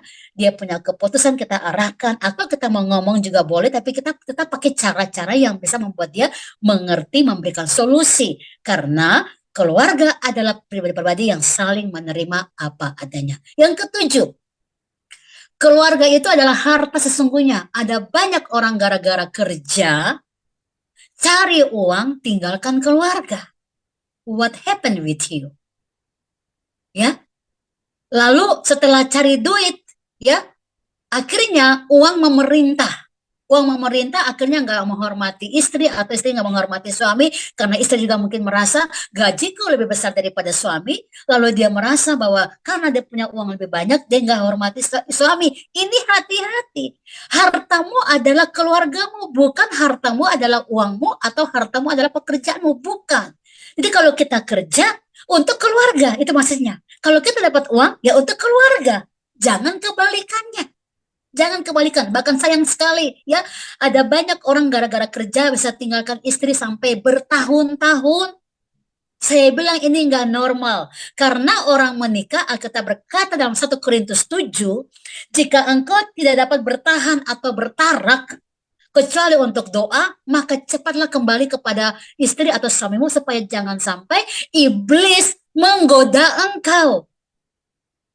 Come on, ini harus dimengerti. Saya nggak pernah setuju kalau ada rumah tangga Kristen yang bekerja bertahun-tahun tinggalkan istri atau tinggalkan suami dan mereka merasa fine-fine saja. Saya bisa cek and recheck, itu pasti ada sesuatu di belakang sana. Walaupun jauh, sekuat-kuatnya manusia karena Tuhan sudah setting. Saling ada ketergantungan kebutuhan. Ya, kenapa? Laki akan meninggalkan istrinya bersatu dengan meninggalkan keluarganya, bersatu dengan istrinya, satu roh, satu daging. Ingat itu, ya. Ini satu daging itu sudah disetting satu daging. Makanya kalau udah menikah nggak bisa pisah jauh-jauh. Ada satu kebutuhan yang udah Tuhan setting untuk saling membutuhkan. Itu adalah kreativitasnya Tuhan, caranya Tuhan menciptakan yang ada ketergantungan. Jangan sampai pekerjaan atau uang memisahkan waktumu dengan keluargamu, saudara. Karena saya terlalu percaya Tuhan punya 1.001 cara untuk membuat Anda dan keluargamu diberkati. Tapi kalau kita nggak taat kepada firman, apa yang Anda nikmati? Yang terjadi adalah orang-orang yang tinggalkan keluarga bertahun-tahun. Pasti UU-nya adalah C. Ujung-ujungnya cerai. Dan itu nggak baik. Ya, Tuhan mau kita semua boleh merasakan bagaimana menjadi pribadi yang diubahkan oleh Tuhan dan mengalami satu pendobrakan spiritual untuk mengerti firman Allah. Jadi Cek dulu, karena poin pertama saya tidak akan banyak bicara. Saya akan bicara poin di sini. 7 fungsi keluarga ini kita harus dapatkan dalam rumah tangga kita. Kalau ibu-ibu mengerti ini, ibu akan tahu banget bahwa apapun yang kita lakukan, kita mengerti keluarga ini adalah area Tuhan. Nah, kita lihat slide berikut saya akan berikan buat saudara. Tetap fokus dan tetap catat karena saya akan mengupas sedikit lagi tentang mengapa penting sekali keluarga dalam rumah tangga saudara. Ya, nah keluarga Kristen, apa yang Alkitab katakan tentang keluarga Kristen? Ya, keluarga Kristen, Allah menciptakan manusia menurut gambarnya laki perempuan. Ya, dengan tujuan memuliakan Tuhan. Kejadian 1:27. Alkitab berkata, 1. Beranak cucu, bertambah banyak. 2. Penuhilah bumi. 3. Taklukkanlah. Yang keempat, berkuasalah. Rupanya ada satu otoritas hebat yang Tuhan berikan buat keluarga. Makanya kalau orang nggak menikah, itu adalah karunia juga. Tetapi ada banyak orang nggak menikah karena apa? Kepahitan. Mau menikah waktu itu nggak jadi, pacarnya nikah sama orang lain. Nah itu bukan panggilan, itu justru harus diselesaikan. Ada kekecewaan yang perlu dibongkar. Tetapi ada banyak orang yang saya lihat benar-benar mereka tidak mau menikah, memang karena ada panggilan. Mereka nggak pernah kecewa dengan siapapun. Bahkan ada orang yang mengajak menikah, mereka menolak dengan hormat karena hidup mereka seperti Paulus yang terpanggil hanya melayani Tuhan. Ya, banyak wanita akhir zaman dalam pelayanan di kawal ini, artinya saya dipakai Tuhan ini untuk apa? Memulihkan banyak perempuan yang tidak menikah bukan karena panggilan, tapi kebanyakannya karena kekecewaan dengan lawan jenis mereka, pacar-pacar lama mereka yang bukan sudah menikah. Ini perlu diselesaikan. Nah, 4 hal tentang siapa diri kita ini luar biasa. Baik laki, baik perempuan. Tuhan berikan kita otoritas rohnya. Nah, lihat ini keluarga. Pertama adalah keluarga Adam. Ya, saya lanjut di sini. Dan kita katakan disebut Kristen itu, kita adalah orang-orang yang mengajari apa yang Alkitab katakan dalam firman. Jadi keluarga Kristen itu sangat penting. Apa itu pengertian keluarga Kristen? Nah, ini kita mesti belajar ya. Oke, mohon ibu-ibu sambil melihat kalau ada sound yang terbuka, bisa ditutup biar nggak mengganggu ya. Oke, terima kasih banyak. Nah, kita lanjut di sini. Keluarga Kristen adalah persekutuan hidup keluarga di dalam Tuhan antara ayah ibu. Artinya ada sebuah kesinambungan untuk meneladani hidup dan ajaran-ajaran di dalam Tuhan sehari-hari. Makanya waktu Tuhan ciptakan semua sampai di kita, ya. Hari ke-6 Tuhan berkata, sungguh amat baik. Artinya rancangan Tuhan buat kita, keluarga itu sungguh amat baik. Tidak ada yang kecewa. Kalau saudara pernah kecewa, alami kecewa, ingat mungkin dari kita sendiri. Tapi dari Tuhan itu, semuanya itu sungguh amat baik. Ya, nah kita lihat. Keluarga Kristen harus kembali kepada rancangan awal penciptaan. Kembali ke Taman Eden di waktu mereka belum kenal dosa. Di waktu telinga Hawa masih peka mendengarkan suara Tuhan. Tapi saat telinganya, makanya kita bilang, iman timbul dari mendengarkan firman. Setiap kali engkau dengar firman, imanmu akan bertumbuh. Tapi kalau engkau mendengarkan kata-kata yang menyakitkan, yang melemahkan, engkau pasti akan rapuh. Sama dengan Hawa, waktu membiarkan dirinya ya melihat dengan kacamata manusia. Karena kita bilang juga mata adalah pelita tubuh. Kalau matamu jahat, maka jahatlah semua anggota tubuhmu. Waktu Hawa melihat dengan kacamata daging, maka telinga rohnya mulai tidak peka. Lalu dia dipakai dan iblis pakai itu untuk memutarbalikkan firman. Kadang-kadang kita terjebak di sini sebagai wanita penolong. Ada suara yang terbuka. Wanita penolong kita sangat-sangat terjebak di sini. Telinga roh kita harusnya sangat peka, tapi kita nggak peka dengan firman. Kita lebih peka dan gampang mendengarkan. Contoh kalau suami marah kita, suami mungkin salahkan kita malah lebih peka lalu kita nangis-nangis di bantal. Ini satu kamuflase iblis, ibu-ibu. Nggak boleh terjadi. Kita punya iman harus kuat di telinga roh. Iman timbul dari telinga yang mendengarkan firman. Makanya saya selalu berkata, speak bless. berkatakan firman ya, deklarasikan firman karena itu membuat iman kita boleh tajam. Untuk membawa kembali keluarga ke rancangan Tuhan semula, maka perlu dibangun karakter roh. Mengapa anak-anak jadi malas? Mengapa ibu juga jadi cuek? Karena karakter ini nggak dibangun. Memang soal moralitas itu semua orang punya hak mendapatkannya, tapi perlu dilatih dan dipahat. Makanya dalam Roma 12 ayat yang kedua dikatakan, berubahlah oleh pembaruan budimu, supaya engkau bisa mengerti mana yang baik, mana yang tidak. Artinya selama pikiran kita ya tidak kita serahkan kepada Tuhan, tidak kita ubah dalam pandangan Alkitab, kita tidak akan pernah bisa berubah. Jadi kita perlu mengerti mana yang baik, mana yang tidak kalau kita berubah. Ya, akal budi kita itu bicara tentang karakter, budi pekerti, diubah, mau belajar, hari ini lebih baik dari hari kemarin, maka saya yakin kita akan lebih peka mendengarkan suara Tuhan. Intervensi Tuhan dalam rumah tangga sangat jelas. Jadi Tuhan mau kita mengerti dia yang membangun semua. Kalau dia membangun, maka ada mujizat. Pasti itu. Ya. Jadi berbicara tentang Tuhan yang membangun itu adalah satu hal yang dimana Tuhan membawa dirinya sendiri turun ada dengan kita. Sehingga kita boleh merasakan kedamaian, sukacita, dan damai sejahtera. Berkaitan dengan ini, kita mesti mengerti bahwa kita berhasil atau tidak terlihat dari sejauh mana kita melibatkan Tuhan di setiap keputusan kita dalam mengambil langkah. Makanya wanita penolong itu, saya selalu bilang, apa yang bisa Anda tolong? Kata-katamu nggak cukup, nggak bisa. Apalagi pemikiranmu nggak bisa. Tetapi engkau bisa tolong kalau tabung-tabung rohmu, spiritualmu, setiap hari terlihat kedewasaan.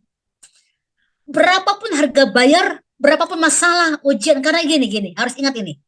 Tuhan selalu memberikan ruang untuk diuji kepada kita. Masalahnya ada orang lulus atau tidak tergantung responnya. Jadi berarti ujian itu Tuhan izinkan supaya membuat kita next level atau new level yang baru dengan Tuhan. Nah, sejauh mana kita punya pola pandang, sejauh mana kita bisa mengakomodir pikiran kita kepada pikiran Kristus, itulah yang akan Tuhan buat kita akan berhasil atau tidak. Maka setiap keluarga harus pastikan bahwa ada Tuhan di dalam rumah tangga mereka. Mulai dari peran orang tua yang menjadi role model, panutan, contoh, teladan. Jadi saya dengar tadi Ibu Koni sebagai testimoni ya, Bapak udah berhenti merokok, sekarang anaknya. Dan beliau masih terus berusaha karena anaknya ada punya anak-anak juga. Dan itu mempengaruhi. Ini satu niat yang bagus. Ibu-ibu, maksud saya adalah mungkin di bagian-bagian yang lain. Tapi kita udah belum punya urusan dengan keluarga untuk ngurusin hal-hal seperti ini. Jangan cuek, jangan maaf kata hanya di dapur aja. Karena semua perempuan memang harus masak. Tetapi yang perlu mereka lakukan adalah lebih dari masak, adalah memperhatikan, mengawasi seisi rumahnya. Ini paling penting sekali. Nah, coba lihat, ada ibu-ibu yang pernah mungkin sharing dan berkata, saya punya anak udah ngomong macam-macam, malah dia pergi tinggalin saya kalau saya ngomong sama dia. Mungkin cara ngomong kita salah. Kalaupun ada banyak kekerasan yang terjadi, artinya anak-anak nggak bisa dengar kita. Jangan juga lemah, jangan juga pasrah, ya, tapi tetap berdoa. Bila perlu, plus ada puasa. Karena doa seorang perempuan itu dengan puasa merendahkan hati, segala hal yang tidak mungkin akan jadi mungkin. Mengapa? Karena memang Tuhan sudah kasih dia satu tanggung jawab sebagai penolong. Jadi waktu dia memperkaya dirinya menjadi orang yang kuat, karena penolong harus kuat. Kalau rohnya kuat, baru dia akan menolong. Jangan putus asa kalau mungkin anak-anak remaja kita udah mulai nggak dengar kita. Jangan putus asa. Mulainya dengan doa. Dan berikan kasih yang lebih. Layani dengan kasih Tuhan. Dia pulang rangkul dia, buat dia makan dan sambil ngomong bagaimana keadaanmu sayang, bla bla. Dan tadi sudah disinggung juga sama Bu Koni, berikan hadiah-hadiah kecil. Nggak perlu mahal-mahal, tapi itu adalah wujud dari perhatian sehingga anak merasa rumah adalah tempat motivasi pertama. Ini yang perlu kita lakukan dalam keluarga kita. Nah, makanya orang tua mempunyai peran penting dalam mengawasi sisi rumahnya. Bahkan saat menyiapkan keluarga yang akan membangun rumah tangga baru juga. Harus diingat bahwa tidak ada istilahnya sebuah rumah tangga itu gagal di tengah jalan atau hancur. Tidak ada. Ya, mungkin ibu pernah lagi dengar nih sekarang Ari Wibowo menceraikan istrinya. Siapa Ari Wibowo? Dia orang yang takut Tuhan. Ya, mengapa? Ya, memang semua manusia sekarang diuji di ujung-ujung tanduk. Apakah tidak ada ego di situ? Pasti ada ego. Karena perceraian itu terjadi oleh karena apa? Ego masing-masing. Ya, ego masing-masing. Kalau semua menghancurkan ego, tidak akan terjadi ada perkataan bercerai. Ya, jadi harus diingat, tidak ada istilah sebuah rumah tangga itu gagal atau hancur. Ya, karena rumah tangga adalah milik Tuhan dan Dia yang akan membangun di dalamnya. Kehendaknya adalah rumah tangga berbahagia dan penuh sejahtera. Makanya Alkitab katakan, mujizat pertama itu terjadi dalam rumah tangga. Ini ada sebuah fakta spirit yang luar biasa dan itu adalah impartasi roh. Dalam rumah tangga terjadi sebuah mujizat yang pertama. Dalam pernikahan itu Tuhan gak pernah permalukan rumah tangga dalam pernikahan. Rumah tangga Tuhan gak pernah permalukan karena itu yang diciptakan. Makanya waktu di saat zaman Yahudi kalau namanya pesta harus ada anggur. Saat anggurnya habis, Tuhan tahu ini adalah pernikahan. Dia langsung mengubah air menjadi anggur. Sama seperti apapun kita di ujung tanduk, anak-anak harus merasakan kasih Tuhan dalam diri kita. Dan kita peduli mengawasi mereka bersama-sama. Karena ada Tuhan yang selalu mengadakan mujizat dalam rumah tangga kita. Itu yang perlu kita aminkan. Mengapa harus mujizat pertama dalam keluarga, dalam pernikahan? Karena ya, pernikahan itu adalah satu ikatan yang Tuhan buat sendiri. Sehingga Tuhan tidak akan permalukan rumah tangga. Setiap kali engkau ada pergumulan, engkau doa, Tuhan pasti datang menjawab. Masalahnya sejauh berapa lama dan berapa kali dan berapa banyak hati kita menangis di kaki Tuhan. Untuk anak-anak kita yang memang dalam pergaulan saat ini nggak mudah tentunya. Makanya memang kita perlu open mind. Nah, kita bersyukur karena ke depan dengan Kominfo ada banyak literasi digital yang akan kita belajar ya supaya anak-anak kita juga boleh terbangun untuk bisa menguasai teknologi dan bukan teknologi yang menguasai mereka, tapi mereka yang menguasai teknologi. Dan ibu-ibu juga mesti belajar open mind terus, suka baca, suka belajar, suka bertemu dengan orang-orang yang bagus, pemikiran positif supaya terimpartasi buat kita juga. Stop bertemu dengan orang-orang yang selalu mengeluh, contoh gitu ya, atau suka melemahkan diri sendiri atau diri orang lain. Stop, karena itu akan melemahkan saudara juga. Pergaulan yang buruk akan merusak yang baik. Kita sudah katakan. Jadi kita perlu membangun diri terus karena memang zaman sekarang perlu banyak sekali pembelajaran untuk kita menjadi solusi atau penolong bagi keluarga kita sendiri. Orang tua suami istri adalah orang yang bertanggung jawab penuh atas anaknya. Karena berhasil atau tidaknya seorang anak tentu ada pada peran orang tua yang mendidik dan membesarkan dari kecil hingga dewasa. Karena figur orang tua dalam mendidik anak dari semenjak lahir tentu bisa diibaratkan seperti begini waktu dia lahir, seorang yang menulis di kertas kosong.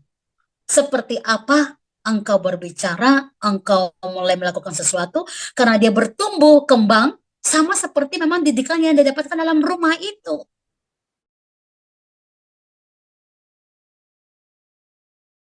Contoh, pergi kerja, tinggalkan anak kepada neneknya, mertua gitu ya. Tapi pulang, anak ini mulai berubah lagi dan dia rasa capek. Memang beda, karena memang kita dengan orang tua, cara pola pikir kita dan cara diri mungkin beda juga. Nah ini juga perlu berhati-hati. Kalau orang tua kita memang sudah benar-benar mengalami Tuhan, dia mengasihi Tuhan, lain cerita. Tapi kalau belum, nah kita yang jadi capek. Nah ini juga perlu untuk diperhatikan.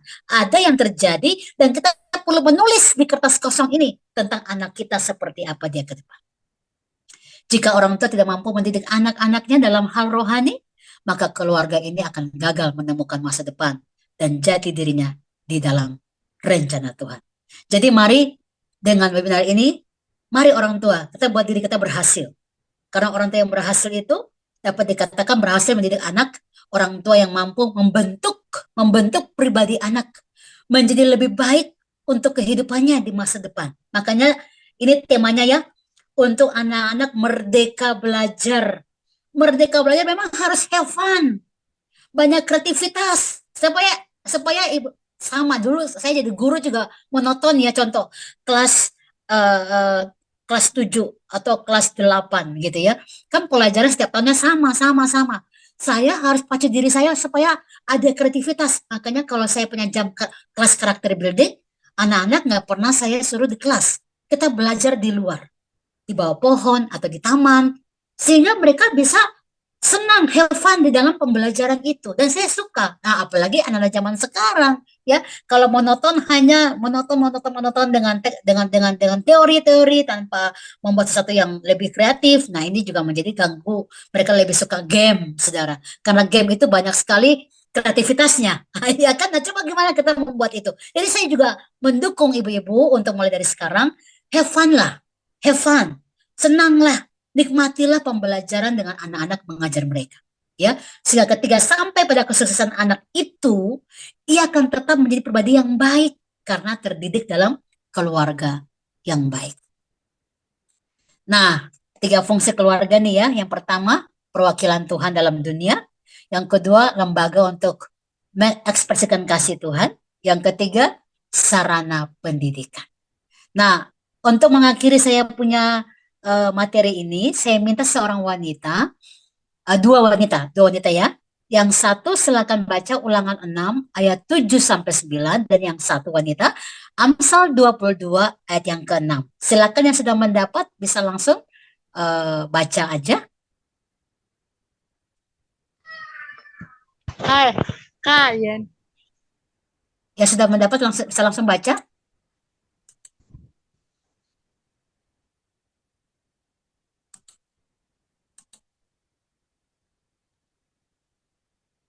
Ulangan berapa, Bu? Ulangan pasal yang ke-6 Ayat. Ulangan kalau 6, sudah dapat ya sudah. silakan dibaca. Ulangan 6, ayat. Rupanya tadi ayat. slide saya belum jalan. Saya Ulangan bacakan. Ya, silakan dibaca Ibu. Haruslah engkau mengajarkannya berulang-ulang kepada anak-anakmu dan membicarakannya apabila engkau duduk di rumah, apabila engkau sedang dalam perjalanan, apabila engkau berbaring, dan apabila engkau bangun. Ya, oke, dan yang lanjut lagi. Amsal 22 ayatnya yang ke-6. Ya. Didiklah orang muda menurut jalan yang patut baginya, maka pada masa tuanya pun ia tidak akan menyimpang daripada jalan itu. Amin. Ya, baik. Jadi ada satu pesan Tuhan, saat kita duduk, kita berdiri, kita tidur, kita berjalan, pesan untuk mengarahkan kaki mereka, ya, tentang firman. Ya tentu kita nggak baca Alkitab langsung depan dia, bertobatlah karena Alkitab berkata. Dia lari, saudara. Tapi kita memberikan satu pelajaran-pelajaran firman yang membuat dia akhirnya nangkap dan dia ngerti.